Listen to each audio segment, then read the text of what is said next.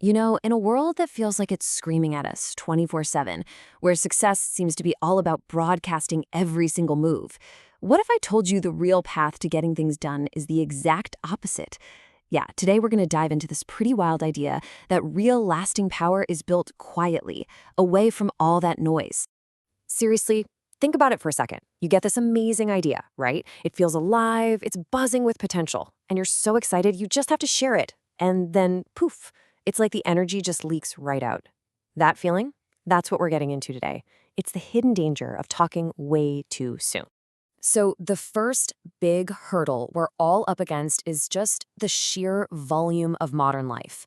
It's like we're caught in this constant digital storm, and it's pulling our attention in a million different directions. It makes it almost impossible to hear yourself think, let alone focus on what you actually want to achieve.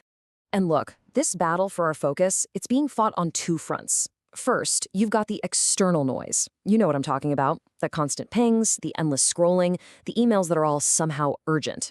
But then there's the other kind, the internal noise, which is maybe even worse. That's the voice of self-doubt, the nonstop comparing yourself to others, that crushing pressure to keep up. Okay, so if noise is the problem, the answer isn't just turning down the volume. It's about using silence strategically. Now, this doesn't mean you have to go live in a cave. It's about seeing silence for what it really is. It's not empty space, it's a creative space. It's fertile ground where your ideas can actually take root and grow strong, safe from all the chaos of the outside world. To really get how high the stakes are here, let me tell you a quick story. It's 1826, and a Russian poet and revolutionary named Kondraty Ryliev is being led to the gallows. This is it, the end of the line for him. But then, something absolutely unbelievable happens. The trapdoor opens, and the rope snaps. He falls, but he's alive. Now, back in those days, something like this was seen as a literal act of God, a sign from above, and by tradition, that meant an automatic pardon. He was saved, a miracle. So as the guards are cutting him loose, he just can't help himself. He gets to his feet, and he shouts loud enough for everyone to hear, "You see, in Russia, they don't even know how to make a proper rope." What a mistake. He just couldn't stay quiet, even for a second. He shattered the sacred silence that had literally just saved his life. Well, a messenger sprints off and tells the Tsar what the poet just said, as the Tsar is literally signing the pardon. He hears the poet's words, tears up the paper, and says, "Well then, let us prove the contrary." The very next day, Ryliev was hanged again. This time, the rope didn't break, all because he couldn't keep his mouth shut. And look, this isn't just some morbid old story. It taps into a really deep psychological truth, something the great psychoanalyst Carl Jung was all over.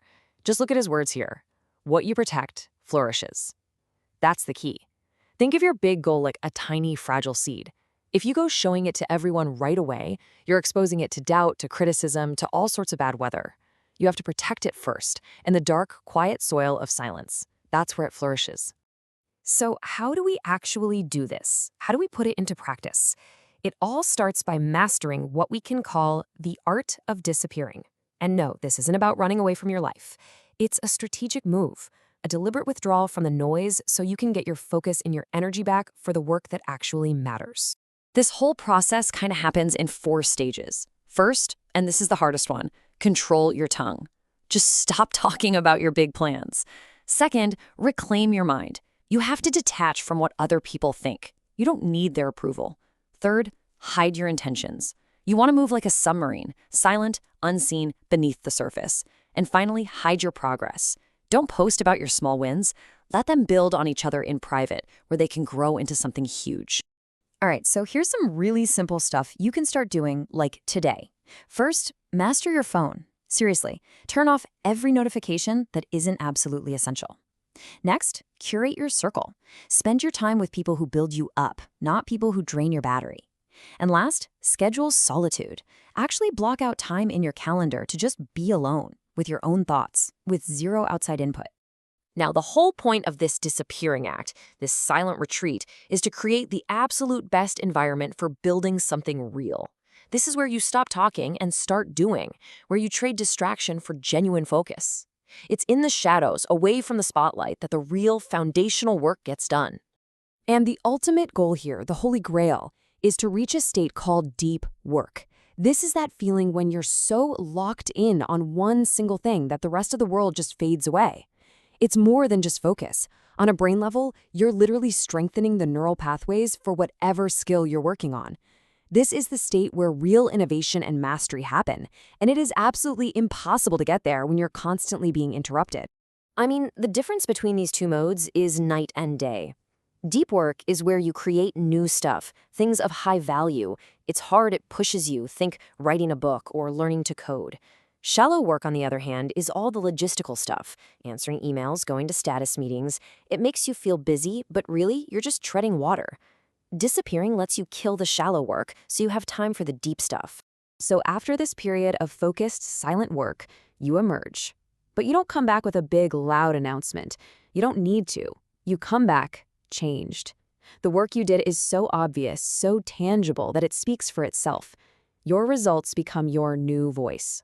That's really the heart of it. You won't have to sit down and explain to people what you've been up to for the last 6 months. They'll just see it. The new skill you have, the business you built, that new confidence you carry yourself with, that is your introduction. The work you did in private is now speaking very, very loudly for you in public. So this whole philosophy is actually pretty simple. It's about building, not broadcasting. It's about freeing yourself from needing other people to cheer you on.